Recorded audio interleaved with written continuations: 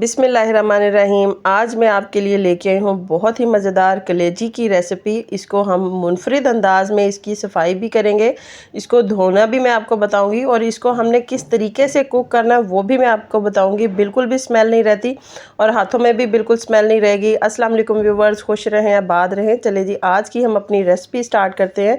सबसे पहले तो मैंने यहाँ पर ली है 1 अदद कलेजी, क्योंकि बकरा ईद है तो सफाई भी हमें खुद ही करनी पड़ती है। वैसे तो आम रूटीन में जब हम कसाई से कलेजी मंगवाते हैं या बाहर से बाज़ार से जब आती है तो उसको अच्छी तरीके से उन्होंने साफ़ किया होता है। बकरे ईद के ऊपर हमें ज़्यादा ज़रूरत होती है ख़ुद सफाई करने की, क्योंकि कुर्बानी होती है माशाल्लाह से, तो वो उसका काम खुद भी करना चाहिए।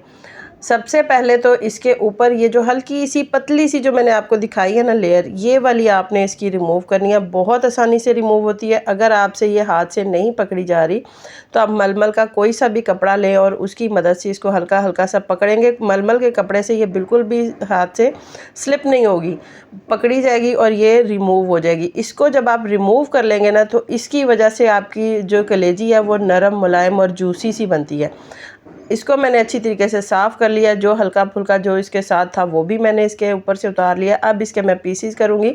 पीसीज जो है वो मैंने क्यूब साइज़ में करने हैं और मैंने थोड़े से बड़े रखे हैं, क्योंकि जब ये कलेजी पक जाती है तो वो थोड़ी सी शिरिंग होकर थोड़ी छोटी हो जाती है।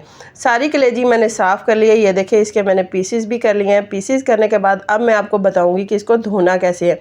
सबसे पहले तो मैंने एक बाउल लिया, उसके अंदर मैंने पानी डाला है तकरीबन 1 लीटर के करीब, और आधा से भी कम कप मैंने डाला है सिरका। सिरके के साथ मैं इसके अंदर थोड़ा सा मैं नमक छिड़क दूंगी, तकरीबन 2 से 3 पिंच के करीब। और कलेजी जो है आप इसके अंदर डाल दें। डालने के बाद इसको एक बार हाथ से हिलाएं। हिलाने के बाद इसको जब 10 मिनट के लिए रखेंगे तो इसका ये कलर आ जाएगा। ये देखें, चम्मच की मदद से मैं आपको दिखा रही हूँ, सारा उसका ब्लड निकल चुका है। कलेजी जो है उसमें फ़र्क आ चुका है। धोने के बाद मैंने इसको निकाल लिया है। अब मैं दिखाती हूँ आपको इन दोनों का फ़र्क। ये मैंने कलेजी ऐसे ही रखी थी और ये जो दूसरी वाली कलेजी है ये वाली मैंने उसके अंदर सिरके के अंदर धोई है, तो इसका सारा ब्लड निकल चुका है। अब इसको कुक करने के लिए जो मैंने तरीका आपको बता रही हूँ ना, वो बेहतरीन सा तरीका है। सबसे पहले तो मैंने घर में जो आटा होता है वो यूज़ किया है। आधा कप आप आटा ले लें, उसके अंदर थोड़ी सी आप नमक में डालें, थोड़ी सी मिर्च डालें और हल्का सा आप इसके अंदर हल्दी इसके अंदर ऐड करें। और जो आपने कलेजी धो के साफ़ करके रखी है, ये देखिए, ये मैंने धो के साफ़ करके रखी थी, तो मैंने वही वाली कलेजी इसके अंदर डाली है और सारे आटे के साथ इसको मैं मिक्स कर दूंगी। चम्मच की मदद से हम इसको इतना मिक्स करेंगे, उल्टा पलटा लेंगे ताकि सारा जो आटा है ना वो कलेजी को अच्छी तरीके से लग जाएगा, पूरी साइडों पे ये सारा लग जाएगा। ये देखिए, मैं आपको उठा के दिखाती हूँ। सारा का सारा आटा, जो मसाले वाला आटा है ना, वो सारा इसको लग चुका है। अब सिर्फ इसमें से हमने कलेजी निकाली है, आटा हमने रहने देना है। दूसरी साइड पे फ्राई पैन में ऑयल गर्म हो चुका है और जो कलेजी थी ना, सिर्फ एक एक पीस मैंने निकाल के वो मैंने इसके अंदर डालती गई हूँ और इसको मैंने फ्राई कर लेना है। इसको हल्का सा गोल्डन ब्राउन करेंगे। इससे कलेजी जो है ना वो बहुत ही मज़ेदार, मुलायम सी और जूसी सी बनेगी। आप इस तरीके से एक बार जब बना लेंगे ना तो कलेजी के बाकी सारे तरीके भूल जाएंगे। आप सिर्फ इसी तरीके से बनाया करेंगे। ईजी भी है, शॉर्टकट भी है, बहुत जल्दी बन जाती है। अब ये देखें, यहाँ पर हमने हाफ़ कुक कर लिया, तकरीबन 3 से 4 मिनट के लिए मैंने इसको फ्राई किया है। जब ये फ्राई हो गई है तो आटा इसके साथ ही फ्राई हो चुका है। अब मैंने इसको निकाल लेना है एक बाउल में। बाउल में निकालने के बाद मैं आपको दिखाती हूँ कि ये कलेजी किस तरीके की। मैं कहती हूँ अगर आप इस तरीके से इसको सिर्फ फ्राई कर लेते हैं, 2 से 3 मिनट और आप फ्राई कर लेते हैं, तो आप ऐसे ही इसको खा सकते हैं। इसका मज़ीद मसाला बनाने की भी आपको ज़रूरत नहीं पड़ेगी, क्योंकि कुर्बानी का जो गोश्त होता है उसको आप अगर ऐसे खाएँगे ना तो ज़्यादा आपको टेस्ट आएगा। अब जिस ऑयल में मैंने फ्राई किया था वही वाला ऑयल लिया, मैंने नया ऑयल बिल्कुल नहीं लिया, क्योंकि इसके अंदर इसकी खुशबू और ग़िज़ाइयत भी है। तो उसके अंदर मैंने एक प्याज इसके अंदर ऐड कर लिया है। इसको मैं गोल्डन ब्राउन करूँगी। जब इसके हल्का सा गोल्डन ब्राउन हो जाएगा तो इसके अंदर मैं ऐड करूँगी 1 चम्मच अदरक लहसुन का पेस्ट। अदरक लहसुन का पेस्ट गोश्त के अंदर डालना बहुत ज़रूरी होता है, क्योंकि इसके साथ इसकी स्मेल ख़त्म होती है। जैसे ही अदरक लहसुन का पेस्ट 1 चम्मच मैं इसके अंदर ऐड करूँगी तो इसको हम गोल्डन ब्राउन कर लेंगे। अच्छी तरीके से इसको कुक करेंगे। जब ये गोल्डन ब्राउन हो जाएगा तो इसके अंदर मज़ीद मैं ऐड करूँगी सब्ज़ मिर्च। सब्ज़ मिर्च के साथ मैं टमाटर की प्यूरी ऐड करूँगी। 2 से 3 चम्मच टमाटर मैंने वो इसके अंदर ऐड किए हैं। आधा चम्मच नमक इसके अंदर ऐड किया। सुर्ख मिर्च इसके अंदर ऐड किया, थोड़ी सी मैं इसके अंदर हल्दी ऐड करूँगी, थोड़ा सा चाट मसाला और खुश्क धनिया। खुश्क धनिया मैं इसके अंदर ज़रूर डालूँगी क्योंकि खुश्क धनिया का पाउडर की बहुत ज़्यादा खुशबू होती है और इससे भी इसकी ज़्यादा खुशबू ख़त्म होगी और अच्छी सी खुशबू आएगी ताकि आपका खाने को दिल करे। क्योंकि कच्चा जब गोश्त हम देखते रहते हैं ना सारा दिन, तो खाना ज़रा मुश्किल हो जाता है। ईद वाले दिन ज़्यादातर ये हमारे साथ मसला होता है, मेरे साथ तो यही होता है कि बाकियों का पता नहीं है।